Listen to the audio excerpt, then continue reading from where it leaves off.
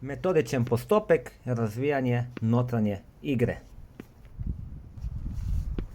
In ta vaja vam bo prišla zelo prav, vam bo prišla recimo prav, ko boste igrali vole, pri voleju bo to, pa to, stopiti v žogo, cf not, držimo lopar čist tako na sredini, in ga prijemo kar na najvišji točki ročaja, in pravite igrati sami seboj. Dobra vaja za vse začetnike, ki rabijo notranji feeling z loparjem in žogo, da dobijo res feeling, ko bo igrali dolgoročno. In v bistvu delamo to, v višini bokov, bočno, glava loparja navzgor, čvrsto zapestje, in enako